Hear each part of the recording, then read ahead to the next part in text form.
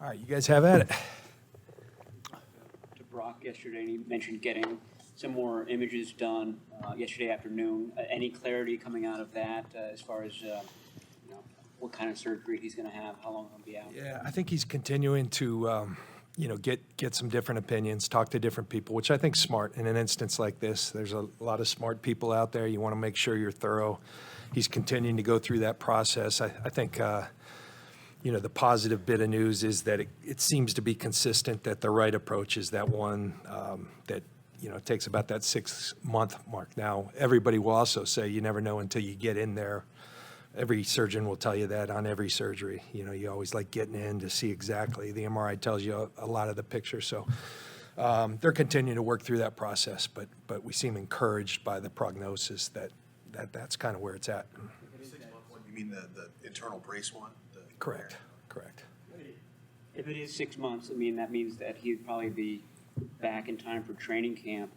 If that's the situation, are you content enough with Brock and Lance being the top two guys going into training camp, or would you be looking for a high-profile veteran? No, we're content enough.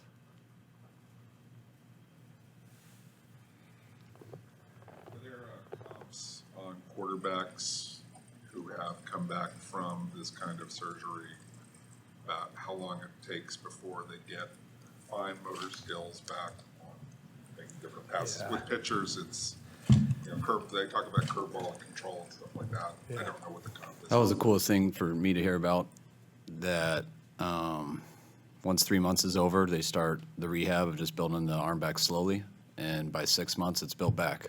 And that's when I started asking questions. So does that mean ease them in and stuff like that, like you would think of ACLs and things like that? And they said, no, the build-up's been from 3 to 6, and at 6 months, he is the same dude in full go. So that was the most encouraging part that I heard.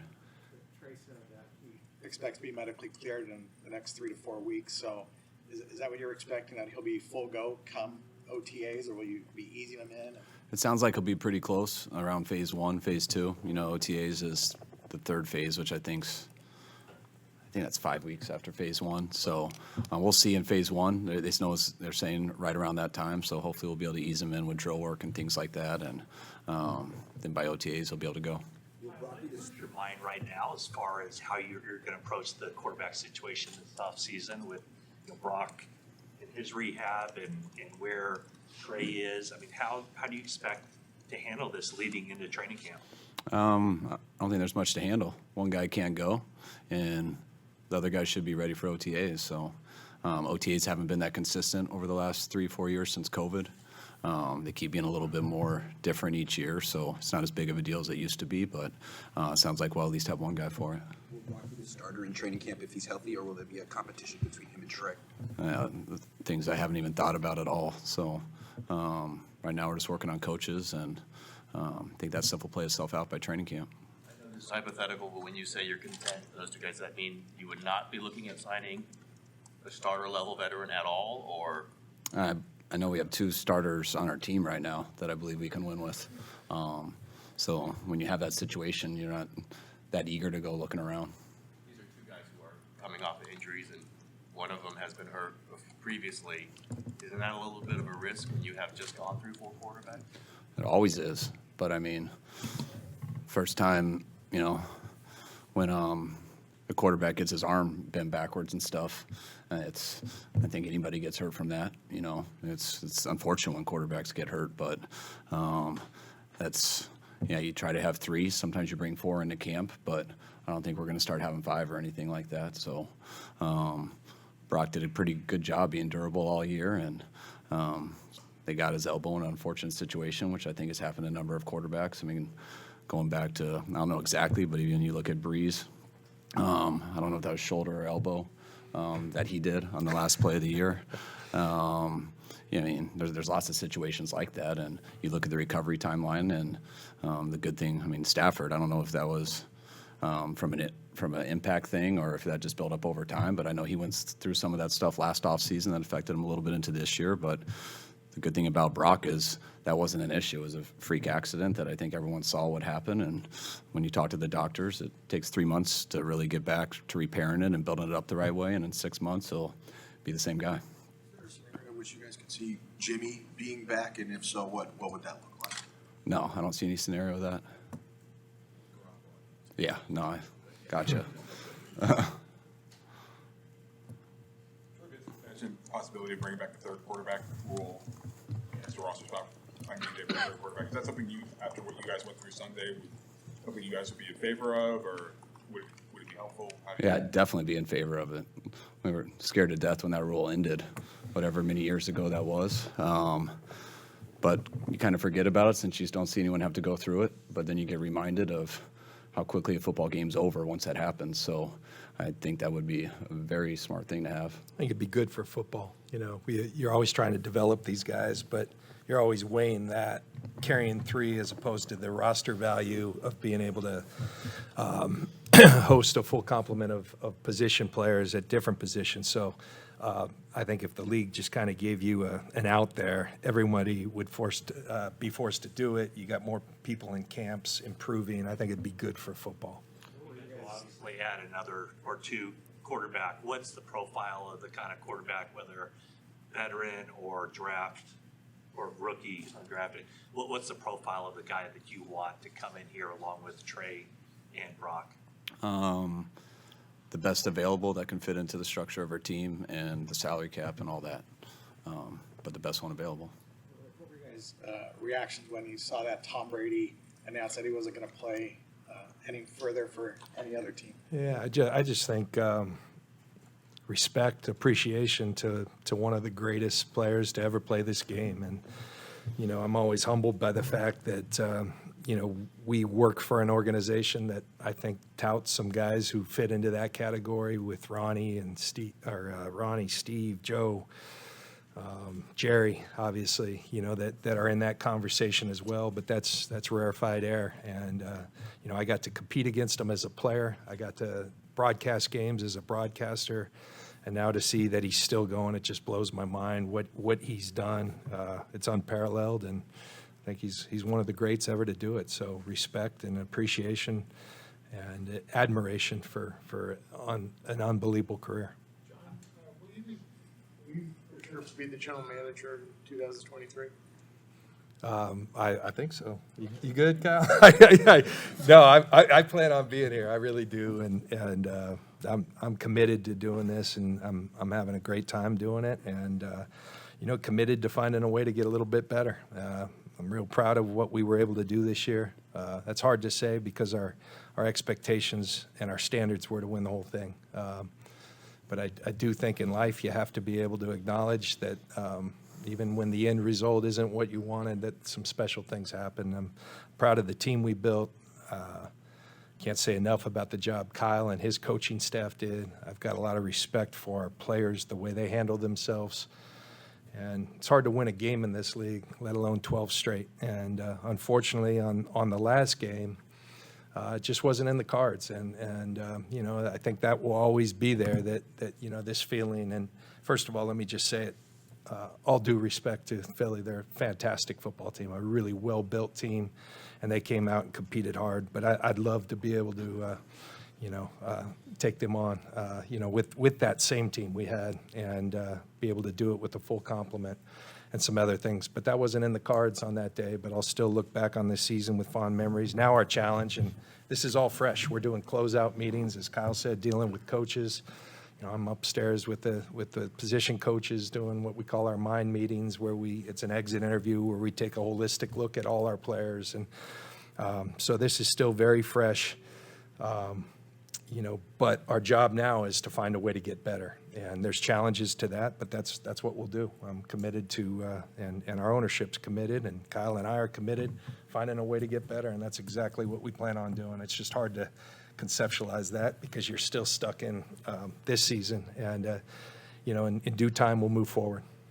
Reaction I know D'Amico just left yesterday, but where are you in kind of the search for your next defensive coordinator? What are you looking for? In the middle of it, I love D'Amico, one of the best coaches I've ever been around, best people I've ever been around. Him and Jamila mean the world to us, and really wish they weren't going, but it's more than deserved and more than earned. And I think they made the best hire that was by far available, because D'Amico is going to be a great one. He already has been.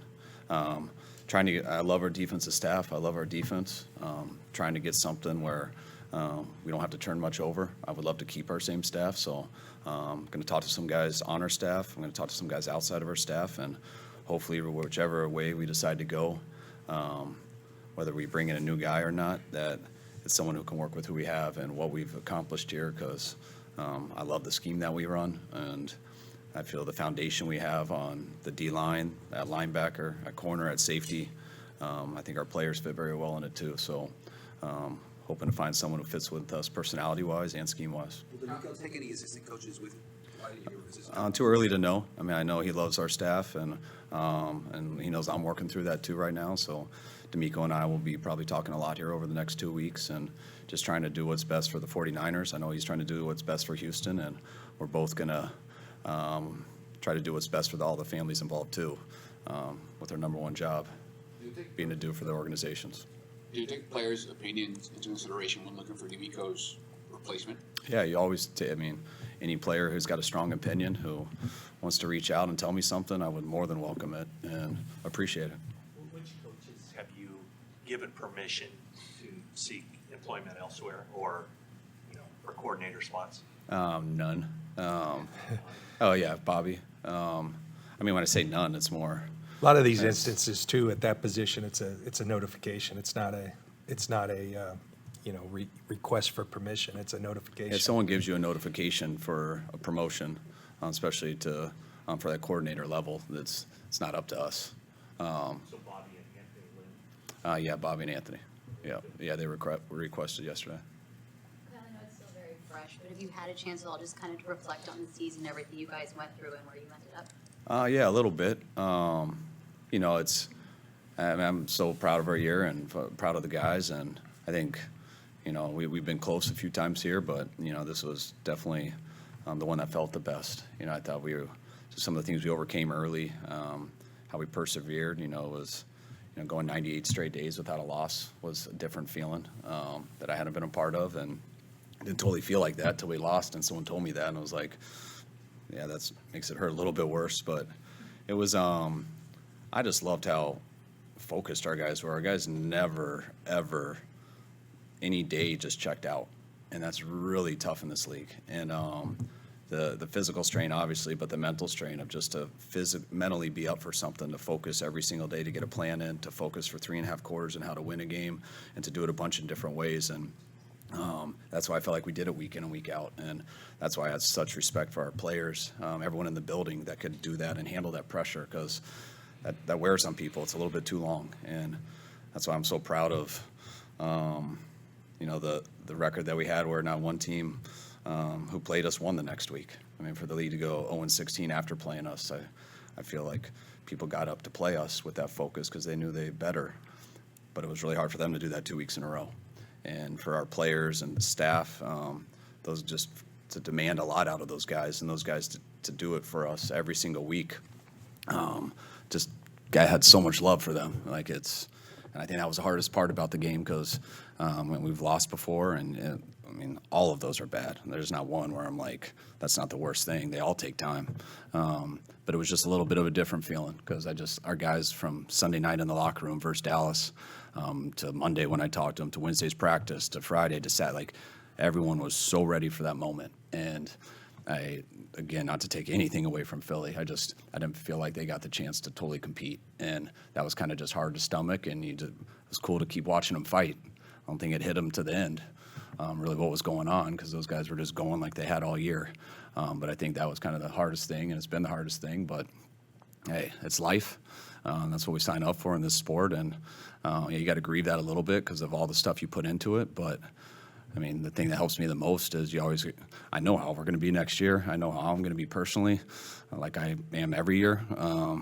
Not at this moment, but when it comes, you're fired up and confident and ready to go. And I know I'll be like that, and I know our team will be like that, because you make sure you get that way anyways in this profession. But when you do look at a roster, you look at the people coming back, it's going to be real tough losing D'Amico, but I have a lot of confidence of everyone else in our building, from coaches to upstairs with John, and I know what we're going to have coming back. So we got to take our time a little, grieve this a little bit, but man, I'm pumped for next year. On that point, yesterday, Trent was asked about next season and even the possibility of retirement. He was he didn't say no or yes. Have you talked to him? Do you expect Trent to be back next year? Yeah, I do, but I mean, that's how. I mean, if everyone had to do a press conference and talk for a while after these games, I'm sure we'd say a lot of things that didn't tell you guys exactly everything that's going to happen for the next 8 months. But I didn't read his words as that's a big thing for him. I know Trent loves football. I know it's very hard at his age, but in any situation to do what you do for that long and come up short. But I'd be real surprised if Trent wasn't fired up in a few weeks. With his rehab by the end of the year, and I believe he's a free agent. Does it complicate matters that he had this surgery and whether you can bring him back or not? E-Man's doing really well. He's out on the field as we speak, working out here and rehabbing, doing really well. Most of the time, unless somebody's hit, a complication, you typically hear doing really well, a little bit ahead of schedule because these guys are elite athletes. And if you know Mose at all, his commitment to the process is going to be elite. And that's what he's done. He's down in L.A. rehabbing for a long time. We've had him back for the last couple weeks. He's a free agent. He's a guy we'd have interest in bringing back because of the way he plays, but also what he stands for. He's one of us, and we'd sure like to have him back. John, quarterback injuries have been an issue the past few years. Jimmy had several. Trey's had a few. Brock's had a couple. Is this offseason, is this something that you feel you need to find a common denominator for or somewhat of a solution for, or is it something that's just bad luck that's out of your hands? Yeah, I really believe, that's a tough position to play in this league. I understand there's some players who've had incredible durability. As Kyle said earlier, I think Brock's been incredibly durable throughout his career. He ran into just a inopportune situation where he's trying to throw the ball downfield and you got an NFL edge rusher, pulling at your arm the other direction. It's just not going to hold up. So that stinks. Trey had his issues, and Trey's had a rough go here the last couple of years. He's obviously going to have to prove that he can stay healthy. But I know, there's periods of my career early on where I struggled to stay healthy. Then I went 8 years without missing a snap. So that happens sometimes. And yeah, it does. I'm sure people wonder. Jimmy's had his issues. But believe me, it's nothing the way we play our quarterbacks or anything. I think it's just, coincidence. And we look into everything, but I don't think we have any more of an issue than anybody else. I think that's a tough position in this league. You go with two young quarterbacks as two young quarterbacks who are not making a ton of money, especially given the NFL salaries for quarterback. Is that a key to the way you would approach the salary cap situation and going forward? Like you can sign more guys, you can pay more, is that part of this whole package? So I don't believe that's the reason why you do that. I mean, the bottom line is you better have a quarterback you really believe in because it's such an important position. There happen to be two young guys that we really like, so I think that would lead us to that more than anything. The fact of the matter is yes, though, Tim, and that's why teams have a window when they have a quarterback on a rookie deal. If you look at our roster, we've got high-end players all over, a lot of high-end players that we've taken care of, but we're able to do that, and we're still in decent cap position, and in part because even with Jimmy on the roster this year, he's not making one of those gigantic deals right now. We did our 1 year thing. So, I think it is something we can take advantage if we choose to go that direction. And I think with all these decision guys, in fairness, Kyle just got done coaching a season. And I don't know anybody that pours their heart and soul more into the task at hand. But we happen to have a situation where Kyle's really involved in every personnel decision we make. And what I try to do with my team is provide him with options, get him as much information as possible. He goes through his process where he likes getting away with his family, but his mind is always going. And he needs a break. Everybody does after a long season like this. And we'll start the process. I think we've got a good one of getting together. Always, even when he's gone, we always seem to talk and talk about what we're feeling. And we always come up with a pretty good plan. And, we've gotten close, and I think that really ticks us off because we believe in doing everything it takes to finish, and we're committed to doing that. I think Niner fans should be incredibly encouraged about where this organization's at and where we're going. And, our name's the Faithful. I want to thank all of them I think they took Levi's to new heights this year. I think this stadium's really starting to have a character and identity, become a tough place to play. And then Kyle and I always marvel about when we show up places, the amount of the faithful that are there and take over stadiums. And so, but to those people, I'd ask, just please hang in there. We're working our tails off to deliver a championship, and we will not stop until we do that. Guys that you've taken care of, obviously, with Bosa coming up, will that be a similar kind of, pathway to what you've done with guys like Debo and and also with Brandon Ayuk? Will you do what you did with Bosa and maybe wait a year to do something there? I think first of all with Nick, everybody in my heart of hearts, he deserves to be the defensive player of the year in our league, and I hope that comes his way because he's earned that. He's a fantastic football player. He's a game changer of a football player. I should stop now, but everybody already knows all that. I think we have a real good track record. You look the last 5 years, working backwards with Debo, and before that it was Fred and Kittle and Trent and Jimmy, of getting our players done. But it takes time, it takes patience, it takes persistence, and we'll have that on our side. He's represented by very good and capable people. And you heard Nick yesterday. He never seems to get too excited. He's pretty chill about the whole thing. And I think with that in mind and each of us wanting the same thing, we'll be able to come to an agreement. With Brandon, Brandon had a fantastic year. I really applaud Brandon. Kyle calls him a warrior often, We appreciate the way he plays, the way he's improved his play since he's been here. And, we'll figure that out in due time. As far as supporting Nick Bosa along that defensive line, how would you summarize, this is for either one of you, how Drake Jackson finished this year? Obviously, he was inactive the last few games, and there are a lot of free agents bookending Bosa. I know you had D. Ford earlier in this tenure. How do you plan to fortify that line to get it back, the pass rush back up to levels that it was at in 2019? I think we can get, I think Drake showed a lot this year on what he can be, but he needs to get to what he can be. I thought he was closer to that earlier in the year. It was a long season, and I think he learned as the year goes, if you lose any power in this league, it gets a lot harder. And we had a decent group of rushers, and I think as the year went out and just got towards the end, it got too long for him, and his body wasn't quite ready for it, what we needed. And if we had an injury or something, we were definitely going to get him up, but we felt towards the end of the year better with other guys. And still, he's the exact same talent that we drafted. We've really enjoyed the person.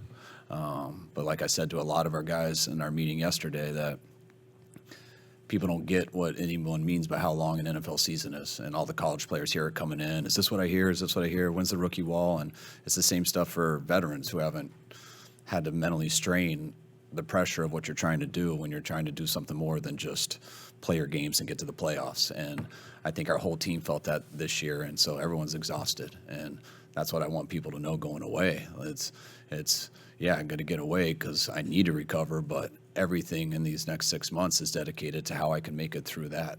And making it through that isn't totally natural. You can't just show up and do that stuff. And it goes for rookies more than anything. But it goes to coaches. It goes to all your players, how you sleep right, how you eat right, how you live your life, how you get all stuff in order so you're planned for that 6th to 7th month challenge that you're going on. And I think a lot of our guys got to see that, which I think is good for them. And they all say the right things when they leave. And then we'll see how they handle it when they come back. But when you ask about Drake, he's got the ability to really help us. So we're counting on him to do the right things to maximize his ability. We're good. With all due respect to John's answer about quarterbacks, when you go through a season and you have 4 quarterbacks get hurt, does it cause you as a coach any hesitation? They're all different. Cause you as the person who draws up the plays, hesitation on how you're protecting them, how they're handled, what you do with them. Yeah, I think when you ask that question, that way I understand. But I think if you looked at the injuries, common sense would answer that question. How have they gotten hurt? I'm sorry Josh got a concussion when he hit the ground. So that's the 4th one you're talking about. I'm sorry our quarterback got his elbow bent backwards on a normal drop back pass. I'm sorry on a drop back pass, someone rolled up on Jimmy's ankle. And then we have a dual threat quarterback who got hurt running the ball.